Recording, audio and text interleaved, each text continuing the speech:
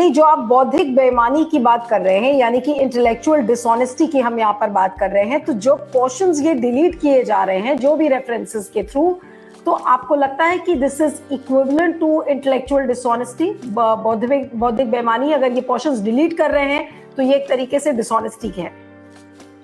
बिल्कुल, ये बौद्धिक बेईमानी है और इसको सत्ता के पूरे उस आड़ में या सत्ता के जरिए किया जा रहा है। ये बेहद दुर्भाग्यपूर्ण। हम अपने नौजवानों को, हम अपने बच्चों को जब अपने देश का इतिहास पढ़ाते हैं, तो मैंने कहा ना पहले ही कि इतिहास सबक लेने के लिए होता है। हमारे इतिहास में हमारे पुरखों से क्या गलतियां हुई, और सबसे बड़ा सवाल कि हम गुलाम क्यों हुए।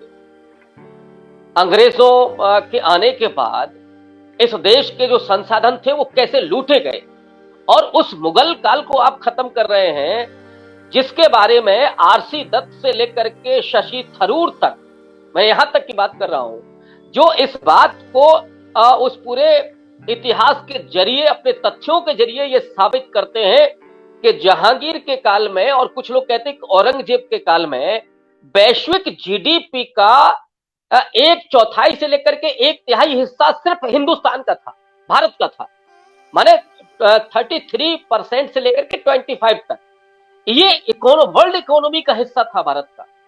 तो आप इसको कैसे भुला सकते हैं जब, और उसमें भी वो जो यात्री आए हैं, चाहे फ्रांसीसी रहे हो, इंग्लैंड से आए हो, पुर्तगाली हो, वो जब लिख रहे हैं कि साहब भारत का क्या स्वर्णम इसमें वर्तमान है, हम इनको क्या बेचेंगे, इनके पास क्या नहीं है, तख्ते ताउस पर तो राजा सिंहासनारूढ़ है, इतना समृद्ध है इस देश की पूरी संपदा, और वहां पर हम कैसे अपना व्यापार करेंगे, क्या उनको बेचेंगे।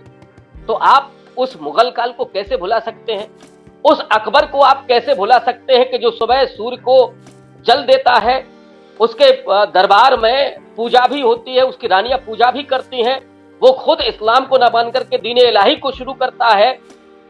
वो धर्मनिरपेक्ष अकबर को आप कैसे भुला सकते हैं इस देश के निर्माण में। औरंगजेब पर सवाल है, बेशक सवाल है, लेकिन औरंगजेब ने जो मंदिर तुड़वाए हैं, तो उसने 2 मस्जिदें भी तुड़वाई हैं दक्षिण भारत में। उसने आपके ये मथुरा में मंदिरों को बनवाने के लिए दान भी दिया है। और औरंगजेब के समय पर सबसे ज्यादा मनसबदार क्षत्रिय थे, राजपूत थे।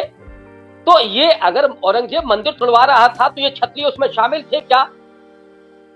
और उसी समय दारा शिकोह के साथ न, दारा शिकोह को माना जा रहा था कि वो सौहार्द का व्यक्ति है, उपनिषदों का अनुवाद कर रहा है, उसके बजाय जो राजपूत राजा हैं वो औरंगजेब के साथ खड़े हुए हैं।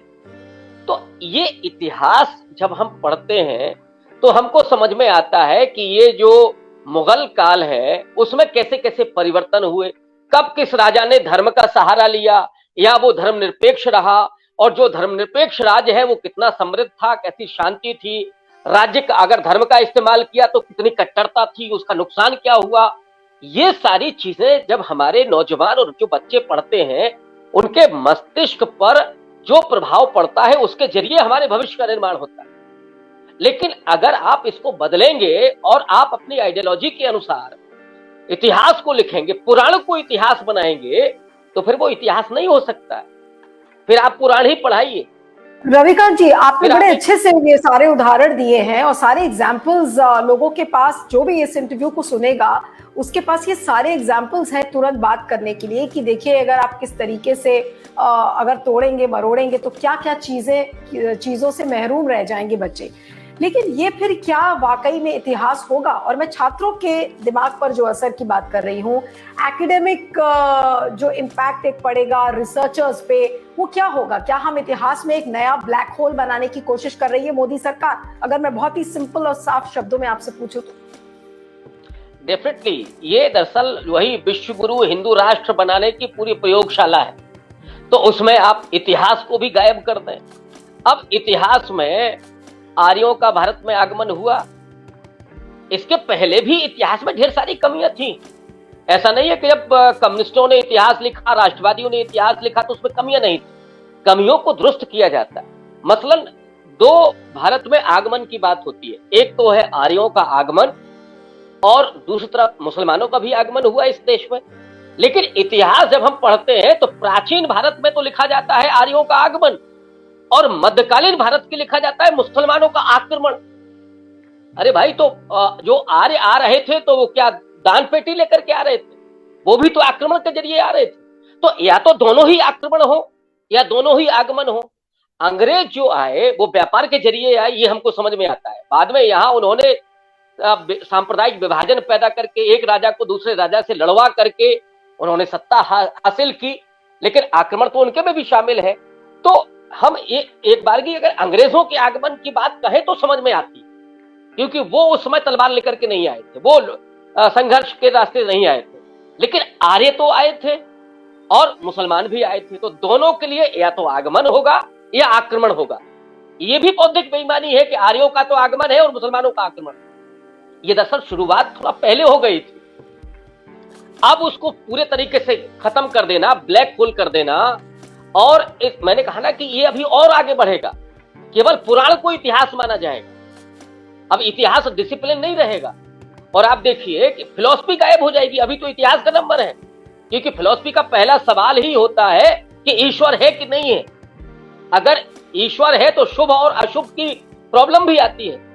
अगर ईश्वर है तो या तो वो सर्वशक्तिमान नहीं है, और सर्वशक्तिमान होता तो भूकंप नहीं आता, प्रलय नहीं आता, या ये आपदा नहीं आती।